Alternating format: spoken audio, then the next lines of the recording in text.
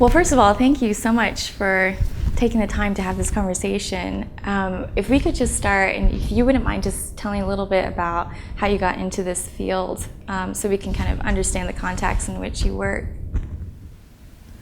Well, the work that I do, in trafficking really began addressing the issues of sexual abuse. And it wasn't like a career move. It was the reality that the client that I was working with at the point asked me a very simple question about 3-4 sessions in. And she said, "Do you know anything about sexual abuse?"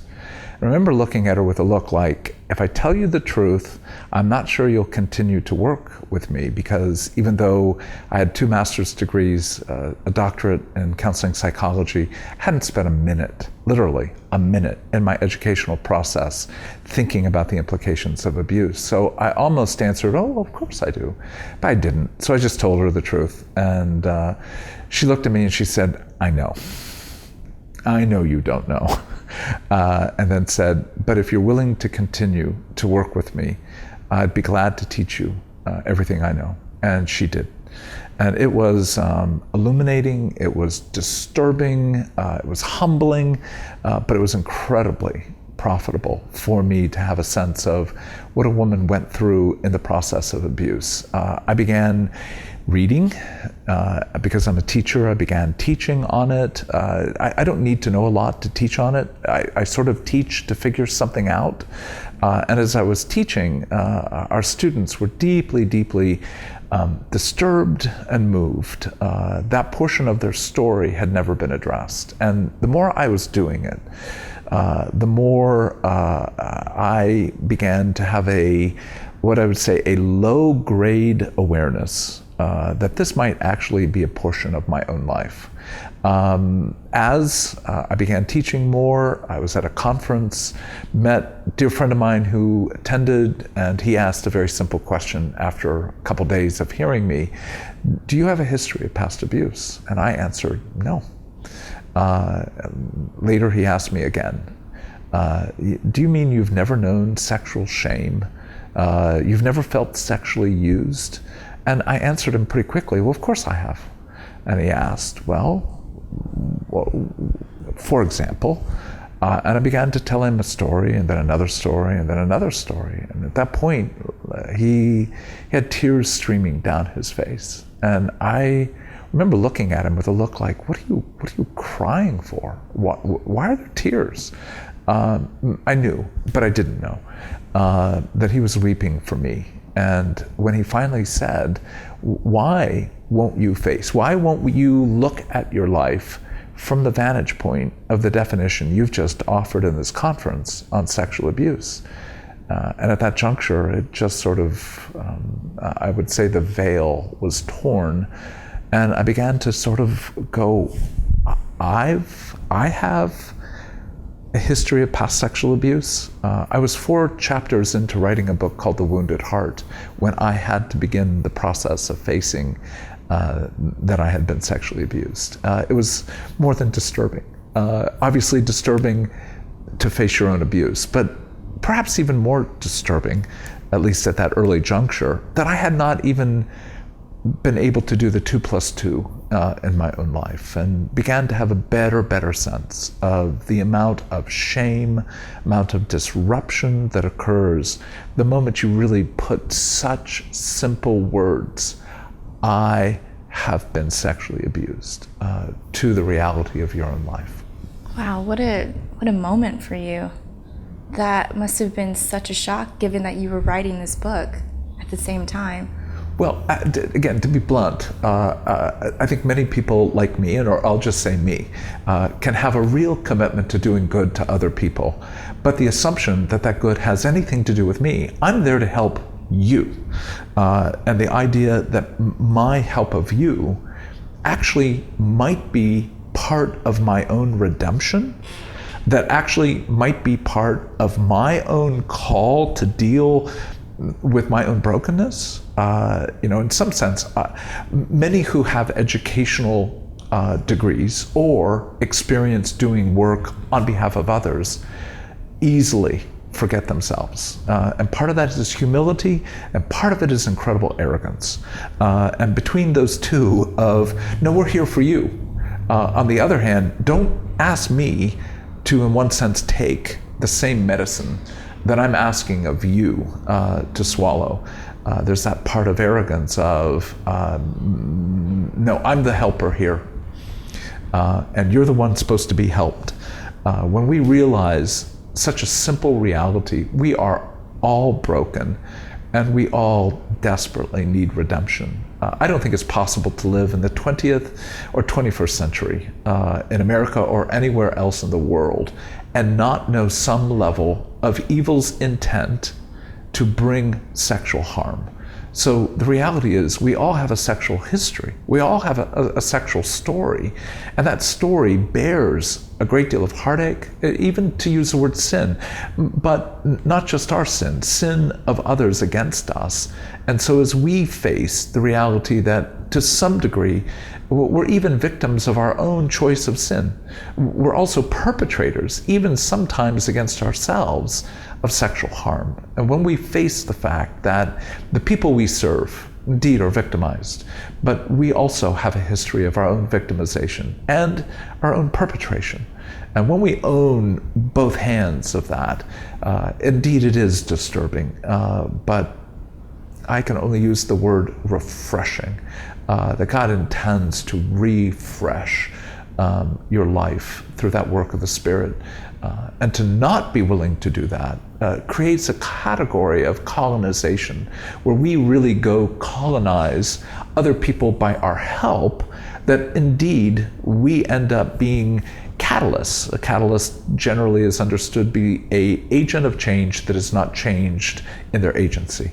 Well, is that what you want? You want to be an unchanged agent of change. That means then the people you serve don't get the privilege of helping you grow to become redeemed as well. Yeah, we find this a lot within the trafficking space, within the helper space, of this pervasiveness of not wanting to go there personally. And I'm just wondering if you were to offer any sort of guidance for the caretakers, and if there was something that you wish that they would really understand about the work that they're doing, but the work in their own heart, what would that be? Well, from my standpoint, human trafficking will be with us for minimum of another 100 years. And if we can say human trafficking, can we also then extrapolate sex slavery out of that? Absolutely. Can we take it back a little bit, and can you kind of explain what sex abuse is? What is the definition of sex abuse? Well, sexual abuse would be whenever a child or adolescent is used for the sexual pleasure of a more powerful person.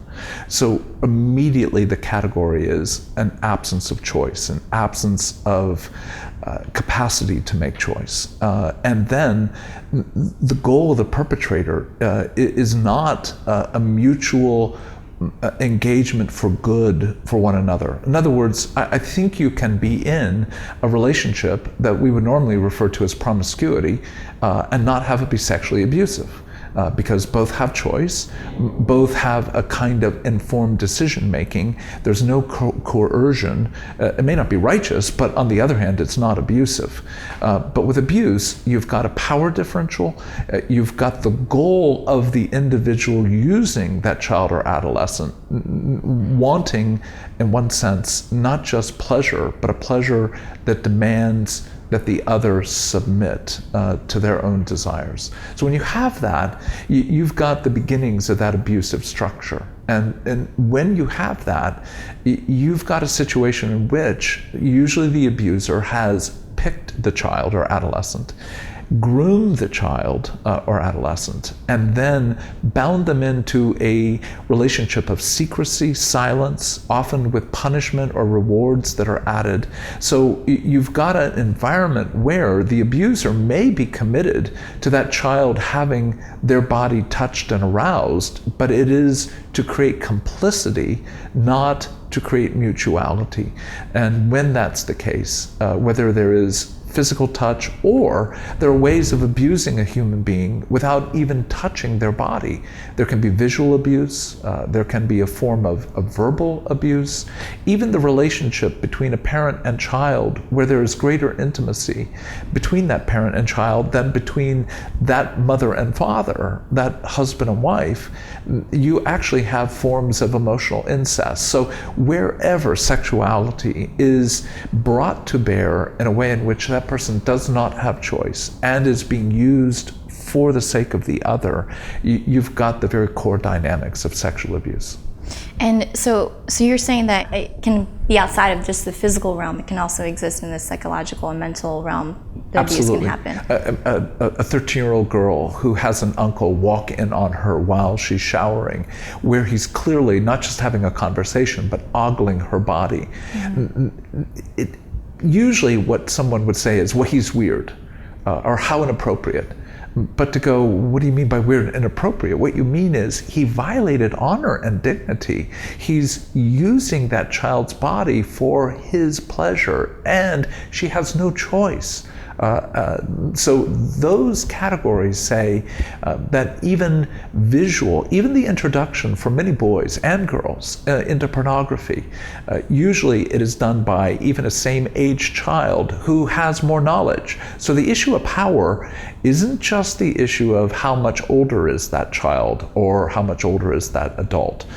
It's the issue of even a more knowledgeable child who's introducing a child to pornography or sexuality oftentimes has created the same dynamics of sexual abuse. So for someone then to look back over their own personal sexual history and kind of see these checkpoints, could they then say, I was a victim of sexual abuse? Absolutely. Absolutely. And again, why is it important? Because you cannot change what you will not name. And until you have the freedom to name, I have been sexually abused, you'll not begin to think about the implications of how that abuse plays out in your life. You only need to be abused one time. It isn't the issue of the extent of abuse. It isn't the issue of who abused, even those are huge factors. How you were abused, by whom you were abused, how often you were abused will certainly increase the damage. But one single event, a young woman I work with when she was in her 30s had her breast cupped by a grandfather as she departed his home. It only took 4 or 5 seconds, but it was a haunting event that always left her in that position of feeling used, cheapened, confused, and then the fact that she was a young woman whose body was developing, again, not to say a huge amount of arousal, but a sense of something precious to my body has been touched, and it was clear he had joy in doing so. And I've always loved my grandfather, and I've always wanted to please him, and the fact that it brought him pleasure brought me, as she would say, some level of joy. What's wrong with me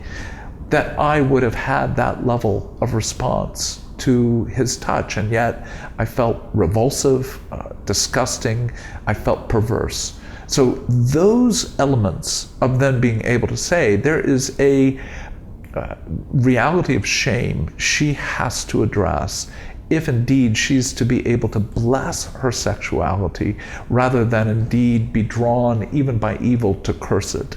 So the work we need to do as we work with others who have been damaged always implies we must be willing to indeed move through the same process that we're asking other people to do as they're healed. Otherwise, there'll always be this sense of, I'm a poser. I'm asking you to run the marathon, and I don't really want to put my own track shoes on and sweat. And that's where evil will come alongside and basically say, thanks for offering life to the others. How come you won't receive the draft of God's goodness as well? Wow. And I liked what you said earlier about this idea of arrogance and this resistance to looking at our own healing in the process of helping others. Could you also just kind of give us the landscape of what sexual abuse looks like here in the States, and particularly with regards to boys? Well, let me think, first of all, about prostituted men and women, girls and boys. What we know from research is that the average age that a prostituted girl or boy will begin, girls would be between 12 and 14, boys are between 11 and 13. And this idea of boys being prostituted, I myself, prior to getting into this arena, had not heard too much of boys being forced into sexual exploitation, but instead it is actually a huge reality. Seattle, within 2 blocks of where we're sitting right now, absolutely. Now, less on the street than through social media, or what we call Craigslist, and other venues for being able to promote prostitution. So certain areas have a more street-oriented, but anywhere in this country, anywhere in America, with a few phone calls, you can have an underaged boy or girl for your sexual pleasure with no difficulty whatsoever. So the reality that indeed women are far more prostituted than boys and men, but the reality is you have to hold the fact that people are purchasing, people are trying to have power and own both boys and girls. Why? Why are they purchasing? Well, let's just start with why a person would actually pay someone for sex. And it isn't an absence of sexual satisfaction or sexual opportunity in other environments. What we know about the typical John is that he's married, usually has children, and has access to a sexual relationship. So why would a person in that profile choose to pay someone for sex? Again, there could be as many reasons as there are individuals, but if we look at a few themes, the two that seem to be there, just like rape, purchasing a person has to do with power, not primarily due to sex. So at that level, when I own you, when I have purchased you for that 5 minutes to an hour, I have control over you. And for many men, that is an exercise of rage over another human being, be it a boy, be it a girl, be it a young woman. Second, it's so important to hear the very nature of pornography, the very nature of any kind of sexual perversion is not just about having sex, it's about having the power to degrade another human being. Most prostitute women will say that at some point there is a degrading of their face, a degrading of them verbally, sexual torture at times, being beat up. So it isn't just a man being able to own a woman for a short season, it's also that he gets to do to her the things that will give him a sense of, you have no ownership of me, no power over me, I can degrade your face. So pornography, the typical what we call soft pornography of Playboy, etc., has that kind of come hither look. But as you move through the much more heartbreaking pornography, it's always a form of degrading a woman. So when we understand that the impulse is not for sex, though obviously included, but for power, but more the power to degrade, then we have to ask the question, why is there so much rage on men's part against women? And I don't have an answer other than to say that a woman's beauty, not just physically, a woman's capacity to give birth, to literally create newness and goodness is closer to the very reality of who God is than a man will ever know. So even though it might seem very dismissive as I put it this way, there's a deep womb envy, a deep envy of the kind of intimacy that a woman bears between her heart and body and a child. We know that when a woman is pregnant, she is 4 times more likely to suffer spousal abuse than at any other season. Why? Well, again, as I said, many factors, but no less. There's a kind of, I can't bear the intimacy you have, and I will ruin it to some degree. So a man's fear of grace, fear of beauty, fear of creativity, in many ways, is that rage that he's never really addressed with regard to, in many ways, his relationship with his mother and relationship with other women. So his wife, or a prostitute woman, often is the person with whom he plays out the unaddressed shame of his own past abuse, hurt with regard to other relationships with women, in many ways, the unaddressed relationship of conflict with his mother that he's never had the courage to put words to. When you put that whole package together, it is so tragic to think a woman purchased for a certain sum of money is bearing deep rage against God. So in that sense, what I would say, a woman's face bears a kind of God-likeness that he has the opportunity to harm rather than facing his own fury and confusion and heartache with the God of the universe. I would love to know what your thought is in terms of the healing process for that, but before we get to that part, can you just speak a little bit about this idea of female sex addiction or females purchasing sex and female sex tourism, which is sort of this new arena that in the trafficking space we're getting savvy to, with regards to older women going to Africa, older women going to the Caribbean, and having this disassociation with the fact that they're in their 60s and they're having sex with 18-year-old boys, and that there's nothing wrong with that. And recently there's that movie that came out, Magic Mike, and amongst the females there was all of this excitement that finally they were getting the opportunity to commodify a man. And my personal perspective on it was that this was actually quite dangerous. It was just spinning this cycle and compounding this idea of commodification on both ends, and this anger that's kind of this undercurrent constantly between the two. Is that, Jessica, what are your thoughts? The question is heartbreaking, and already the answer that I think is important to bring, you've also added, and that is power. And that is, as I have been used, I get to use. As I have been cheapened, I get to cheapen. As I have been put in a position of being humiliated, I get to humiliate. So in that sense, it is the structure of eye for an eye, a vengeance against the harm I've endured, plus a kind of culture that we live in that opens the door to the reality. And listen to how difficult this is. Indeed, women's sexuality has been judged and has been cornered by men's definition for millennia. And so to go, let's not just rant against a heartbreaking return to a new level of wickedness. Let's also say what's part of the underbelly of that. The women have been put in a bind for centuries to have their sexuality judged, assessed, and determined by men.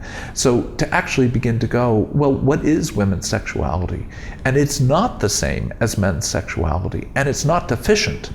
It's not, well, men want sex and women don't, or at least not as much as men do. For a whole movement of feminism to step in to attempt to focus on and define and then refract women's sexuality in light of what men's sexuality, and then to talk about, in many ways, the tensions that exist. They're just inherent in that. We've got to have the courage to have more thoughtful, theological, psychological conversation about how women have been silenced for centuries with regard to their own sexuality and their own ability to explore that outside of a man's definition. Once that's said, it's still heartbreaking that a 60-year-old woman would feel empowered and free to be able to turn being used on someone to use them. But the reality is there, and now we're right back to that. You can almost be assured that the women who are doing so are not in a mutually committed, honoring, even if it's immoral, honoring, careful, caring relationship. It's the opportunity to either bear subjection because women I've interacted with in that have also admitted that what they want is in many ways to be used as well, to be cheapened. Wow. And so if you look at 50 Shades of Grey, and why, oh my God, why such paltry, at one level, pathetic writing can generate a kind of cultural zeitgeist. Basically, what we're still looking at is a woman's fantasy to be subjected, to not be responsible, to not have to be responsible, but to be taken by, to be used by, to be cheapened by in a kind of relationship where there is a relationship, and yet the relationship is the basis by which a kind of low-level sadomasochistic structure gets to be played out. So even for many women, their sexual structure of fantasy still has something of that desire to be relinquished of freedom, to be able to be harmed and cheapened, and having that become part of their own erotic structure is, we're just talking about such a low-grade to high-grade level of shame that gets expiated by someone's use and violence. When that occurs, we're right back to, why don't we have the courage to deal with our own sexual shame? And the history of our own abuse, our own misuse of our body, the misuse of other bodies, why won't we come to the living God to engage the issue of our shame? This just makes me think of a story. I was just recently in Cambodia, and I was in the brothels that are not in the city. They are in the bush, so to speak. And I had this really interesting experience with one of the girls who was had just recently had a baby. She literally had the baby 10 days ago and was now working. And when I asked her, did you have time to heal internally? And she said, no, I had to have the baby and I had to come right back to work the next day because I have to make money. And then she said, oh, you live in the United States. Are you on TV? And I said, well, sometimes I am. And she's like, oh, okay, are you a prostitute? And I said, no, I'm not a prostitute. And she said, oh, because everything that I see on TV, those girls are selling themselves. So it must be better than for prostitutes who are in the US because they're on TV and they get to wear makeup and wear nice clothes. And so to that end, I'm just wondering if we take a kind of an aerial look at the landscape of media and this perpetuation of this shame endemic that you're speaking of, what do we do? What can we do? Well, notice that even, I don't know if you feel it as you ask, but there's a part of me that just says death is winning. Shame is winning. And in many ways, if you simply open your eyes to the world, it looks like evil has 100 miles on the work of God and is so far advanced, so far effective, and then you start looking for, where are the signs of the kingdom of God? Where are the signs of this renewal and restoration? Where are the signs of goodness? And part of my answer is, well, obviously you're having this conversation. And in that conversation, this young woman, is interacting with a woman who's actually there, not on the screen, flesh and blood.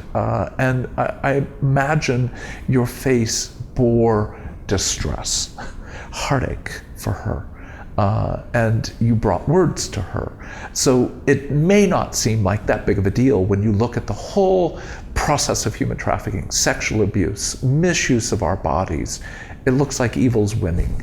And yet, all I need is one small light anywhere in the world. And once light comes, I don't care how vast the darkness is, the light always has a penetrating presence that suffuses and opens the door for that light, darkness, to dissipate. So in one sense, glory to the Father for you, for being there and inviting those who engage you in your media to actually begin to pray.